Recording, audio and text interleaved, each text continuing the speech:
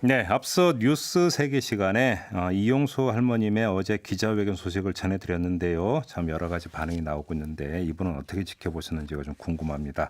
역사학자 출신으로 국회 내 대표적인 일본통이죠. 강창일 더불어민주당 의원 전화로 만나보겠습니다. 나와 계시죠, 의원님? 네, 안녕하세요. 예, 안녕하세요. 어제 기자회견 지켜보셨죠? 네네, 봤습니다. 어떤 심정으로 지켜보셨습니까? 참, 이 착잡하고, 역시 이 마음이 아픕니다. 여러 가지 네. 문제를, 저 개인적으로 좀 아시는 할머니거든요. 예. 얼마나 분노하고 있는 걸 보면서 참 가슴이 아픕니다. 예. 그래요. 개인적으로도 인연이 있으시고요, 의원님. 네네네. 예. 같이 위안부 정신적 문제들 같이들 했었죠. 그러면 예. 좀 어떻게 이제 그냥 일반 국민이 어떤 지켜보는 것보다는 좀 더 어떤 그 소외가 남다르실 것 같은데. 예, 그죠. 이영수 할머님의 어떤 심정에 그 바탕에 뭐가 깔려 있다고 그러니까 생각을 하세요. 할머니 입장에서는 나는 이용당했다 그렇게 생각할 수밖에 없어요. 그래서 예. 이용당했다. 그런데 여기서는 저는 소통이 부족했다 이렇게 생각을 하고 있어요. 아하. 이 김정대엽, 정의연 예. 여기는 할머니들 구호 단체가 아닙니다. 할머니들을 중심에 놓고 네. 이제 물론 이제 지원도 하고 하지만은 그 외에 이 여성 문제로서 전 세계에 알려야 되고 네. 다음에 참 지구상에서 이런 일은 다시 있어서는 안 되도록 하는 담보 장치도 만들어야 되고 네. 그 전에 이제 진상 규명, 명예 회복, 사죄 받는 것 네. 이런 것들이 거기 정대협의 이제 이 목적이죠. 네. 때문에 여러 가지 사업이 있죠. 근데 이것을 단지 구호단체로만 생각한다면 할머니들을 이용한 게 되죠. 그리고 할머니 입장에서는 우리가 중심인데 너희들 우리를 이용해 먹으면서 뭐 하는 것이냐. 네. 거기다가 이제 또 이번에 여러 가지 횡령 문제라든지 막 불거졌지 않습니까? 네. 또 이 개인 사유화 뭐 이런 문제가 나오니까 할머니로서는 이제 물론 그는 이제 사법 검찰에서 수사 들어갔으니까 그 결과에 따라서 이제 판단해야 될 것이고 네. 그렇게 나오는 것 자체에 대해서 할머니는 더욱더 분노를 하게 된 거죠. 1차 회견 때보다 더욱더 분노하셨어요. 충분히 할머니 입장에서는 이제 그럴 수 있다 이렇게 생각을 알겠습니다. 하고 있습니다. 저 일단 먼저 근데 좀 요거 하나를 좀 갈랐으면 좋겠는데요. 네네. 의원님은 이제 역사학자 출신이시기도 네네. 하시고 또 정대협 초기 활동에도 관여하신 걸로 제가 네네, 알고 있는데 예. 어제 할머님 말씀 중에 정신대 대책협의회면 정신대 문제만 하지 무슨 권리로 위안부 피해자를 만두의 고명으로 사용했냐 이용당했다 이런 말씀을 하셨고 예. 그러니까 여기는 어떤 정신대 위안부 뭐 더 나아가서 성노의 어떤 이런 표현과 이것을 받아들이는 어떤 감도의 어떤 그 차이가 이제 좀 느껴졌던 것 같은데 어떻게 정리를 해야 되는 문제일까요 이거는? 이 문제는 말이죠. 그는 전 할머니가 조금 30년이 지났거든요. 네. 그 사이에 많이 같이 들어가면서 이 대화를 할 수 있었을 텐데 이 문제에 대해서. 네네. 그런데 갑자기 왜 30년 지나서 지금 이런 얘기하면 잘 이해가 안 돼요. 그리고 이 정신대로 할 것인가 이 문제에 대해서 되게 논란도 있었어요. 올 30년 전에. 초기에. 위안부로 하면 따옴표를 붙여야 되거든요. 따옴표. 그렇죠. 작은 따옴표를 붙이죠. 예. 붙여야 되는데 말에서는 그거 안 나오잖아요. 그렇죠. 글에서는 나오는데 성노예라는 것은 조금 지나서 이제 그런 용어들이 나오기 시작했어요. 그리고 미국 쪽에서 많이 나왔다면서요? 그 얘기. 예. 그래서 이제 성노예는 늦게 나왔는데 그래서 이제 할머니로서는 이 정신대하고 위안부를 구분하고 있는데 현재 그렇지 않습니다. 요즘은 이 정신대라는 용어 자체가 위안부로 이퀄화돼 있어요. 같은 것이다. 네. 모든 국민은 뭐 정신대하게 되면 이제 위안부로 이제 생각을 하고 있지 않습니까? 예. 그래서 개념 자체가 바뀌었다. 이것을 좀 이해해 주셔야 된다. 그렇게 생각을 하고 있어요. 알겠습니다. 그래서 그 문제는 뭐 큰 문제가 아닌데 또 근로정신들은 또 따로 있거든요. 또 단체도 따로 있어요. 그 단체는. 알겠습니다.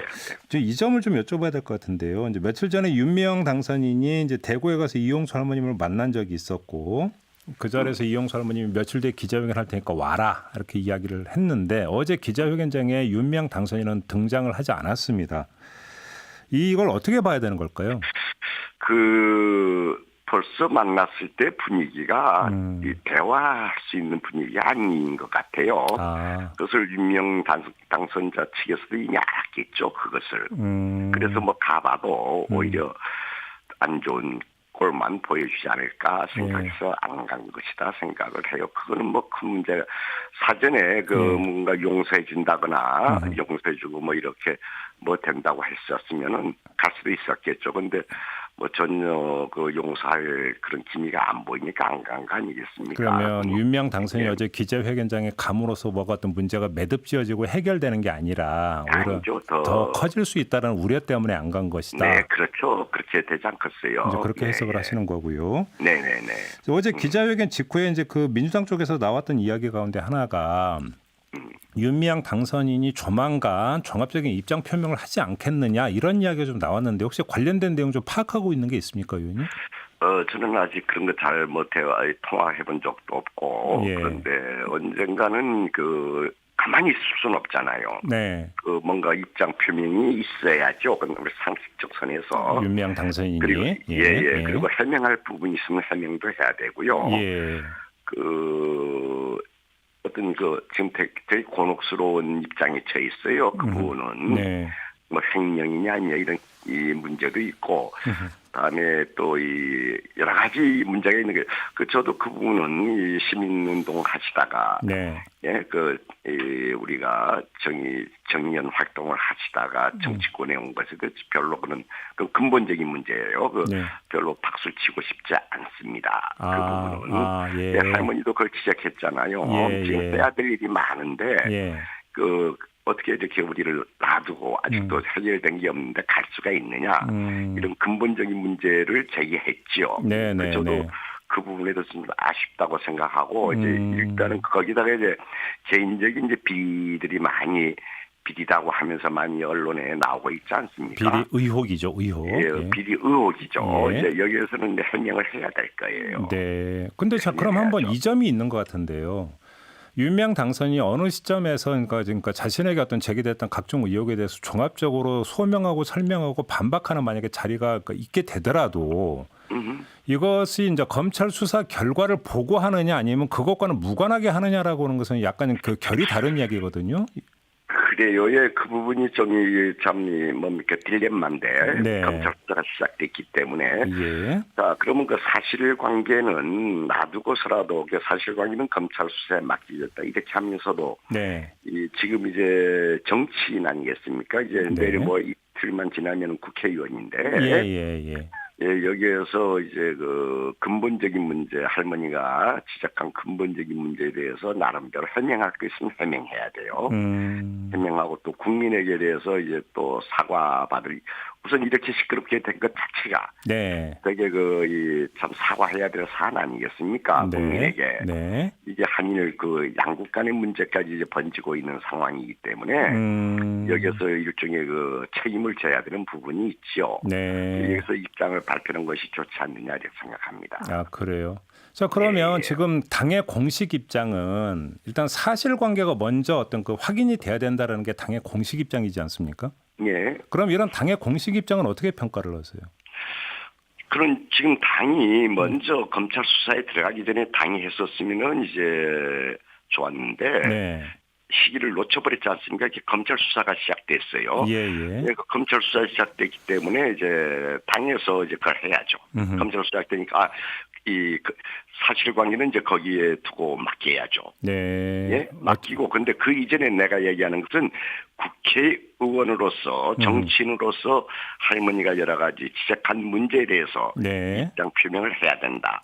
해명할 것은 해명해야 된다. 근데 의원님 말씀을 듣다 보니까 그 5월 14일이었나요? 그때 그 더불어민주당 소속 의원 16명 당선인까지 포함해서 이때 또 어떤 그 성명이 발표가 된 바가 있었고 그때 이제 의원님 성함도 포함이 됐던 걸로 제가 기억을 하는데 있는 걸로 알고 있어요. 이때는 사실은 윤미향 당선인을 뭐라고 표현을 할까요? 그래도 좀 그 변호하나 어떤 이런 내용이 포함이 되어 있었는데 아니에요. 저도 한번 읽어봤는데 아주 원론적인 얘기를 했죠. 원론적인 얘기를 그때 했지 무슨 다른 얘기는 없었어요. 그 지금 뭐 문장처가 그게 없어서지 모르겠는데 아주 상식적이고 원론적인 얘기 그런 얘기를 했어요. 예. 이것이 이제 이런 문제가 한일 관계 위안부 이 문제에 뭐 찬물 끼우면 안 된다. 뭐 이런 원론 제기를 하고 또 이 양국의 우익세력들은 이런 것을 악용하지 말아라. 뭐 네. 이런 얘기를 했어요. 그러니까 윤미향 당선인에 대한 어떤 입장 표명은 없었다 이런 말씀이시고요. 그러면 예, 정리하면 예. 그러면 이제 제가 이제 드릴 동 입장이 좀 변화가 있었습니까라는 질문은 성립이 안 된다는 말씀이시네요. 그러면 그죠. 잘 보세요. 그 원론적인 얘기야 상식적인 됐어요. 알겠습니다. 이게 위안부 문제 큰 문제이기 때문에 그래요. 네, 알겠습니다. 자, 그럼 이렇게 한번 질문을 드려볼게요. 만에 하나라도 그냥 회계상의 단순 실수 차원을 넘어서서 그러니까 통상적으로 회계 부정이라고 분류될 수 있는 건이 하나라도 만약에 나온다라고 한다면 윤미향 당선인이 이거에 대해서 책임을 져야 된다는 입장이신가요? 예, 져야죠. 그는 뭐 윤미향 그분뿐만 아니라 모든 정치인들은 책임져야 됩니다. 그러면 책임을 지는 모든 행위는 국민도 책임져야 돼요. 그럼 예. 그 행위는 어떤 식으로 이루어져야 되는 겁니까? 그러니까 책임지는 것은 뭐 또 재판 시작되지 않겠어요? 네네. 재판 시작되면 뭐 여러 가지 벌금이 나오는지 감옥에 가야 될런지 그런 건 모르죠. 근데 그 전에 이제 또 하나 윤미향 당선인 같은 경우에 국회의원 된 다음에 그런 게 나타났다 보면 또 이제 법적 책임을 지고 또 사퇴하는 것도 있을 수가 있고 여러 가지 방식이 있을 수 있는데 그건 좀 두고 봐야죠. 사실관계가 어떻게 나오는지 좀 더 보고 합시다. 사법적 책임 말고 이제 정적 책임에서 어떤 사퇴까지도 사법적 책임은 어차피 시간 조금 버는 거 이외에는 의미가 없습니다. 사법부에서 뭐 판단 내리게 되면 어차피 국회는 못하게 되죠. 조금 전에 이제 성명서 이야기하면서 잠깐 묻어나왔던 이야기인데요. 지금 이거 그러니까 윤미향 당선이나 정의기억연대 어떤 회계 문제를 둘러싼 어떤 이야기와는 별개로 지금 일부 국내 어떤 인사들이 지금 그러니까 2015년 한일 위안부 합의와 관련해서 이야기를 좀 같이 섞고 있거든요. 이 점은 좀 어떻게 평가를 하세요? 아주 악의적이에요. 네. 그러니까 제가 그때 외교통상위원회에 있었는데 그 진실을 전부 얘기하지 않고 가서 일본과 급작하게 이렇게 합의 보려고 한다. 이런 거예요. 만약에 돈 얘기 나오게 되면 그래서 반대한 거 아니겠어요? 하고 있다는 얘기는 해주는데 정확히 문구를 갖다 준 게 아니에요. 일본과 이렇게 미국에 이제 계속 압력에 의해서 하려고 한다. 그 얘기했겠죠. 그게 무슨 문제예요? 근데 전부 얘기해 줬느냐? 그건 그날 당일날 발표해서 알았는데 그죠? 그거는 장난질 치는 거예요. 그러면 결국은 장난질이라고 보십니까 지금? 아니 그렇게 문제 삼는 것이 장난이다 이거예요. 그러면 그 장난질의 목적은 뭘까요? 그럼 도대체? 그러니까 위안부 우리 정의연하고 정대협 비판하고 욕하고 그다음에 우리 박근혜 아베 간의 그 합의 정당화하려고 하는 그런 숨은 뜻이 있는 거 아니겠어요? 결국은 한일 위안부 합의를 다시 되살려내려는 의도도 여기는 깔려 있다 이렇게 보시는 거예요? 깔리고 또 우리 정대협을 폄훼하려고 하는 의도가 있다 이거죠. 바로 마지막 질문이 그건데요. 지금 이 정의기억연대가 이번 사태를 수습을 하고 다시 활동을 계속 이어갈 수 있을까? 이게 좀 궁금한 대목인데요. 의원님은 어떻게 내다보세요? 이어가야죠. 그 할머니도 그렇게 얘기했잖아요. 할머니도 그 위안부 문제 계속 이 한일 간에 또 교육을 통해 여러 가지 지금 우리 정의연은 아까 처음에 얘기했는데 위안부 할머니들 구호단체가 아니에요. 이 전 세계 네트워크를 갖고 있고 아까 진상규명, 그리고 명예회복, 그리고 이제 이것이 재발 방지책 이렇게 하는 운동 단체 아니겠어요? 운동이에요. 이건 운동 단체, 구호 단체가 아니라. 그러니까 더욱더 이번을 계기로 해서 더욱더 이제 오히려 한 단계 더 발전해야 된다고 생각해요. 결국은 이제 지금 당장은 좀 어렵지만은.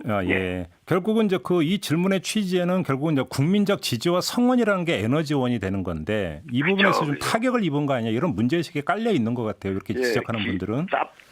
짧게 지금 당장 보게 되면 그런 것인데 길게 내다보면 그렇게 되지 않습니다. 그리고 이 판단이 흔하게 돌고 도는 거예요. 네. 지금 벌써 이 문제가 나왔더니 일본 산케이 우익 신문인 산케이 네. 중국의 구구색들 일본의 구구색들이 이것을 이용해서 그렇죠. 이 위안부 문제 그냥 위안부야 시키려고 하고 있잖아요. 네네. 그러니까 이제 점점 이것들이 이제 또 우리 국민들이 알게 될 거 아니에요. 네. 전 세계 양심들이 알게 될 거 아니겠어요. 네. 그래서 이제 다시 재조명되겠죠. 알겠습니다. 이제 끝내야 되는데 이제 그렇게 좀 그 원칙적으로 처리가 되면 이용수 할머님의 마음도 다시 이제 그 평화로워질 수 있고 녹을 수 있는 거겠죠. 소통을 해야 돼요. 네, 지금 봤더니 알겠습니다. 우리 정의원에서 전혀 소통을 하지 않았구만요. 할머니하고. 알겠습니다.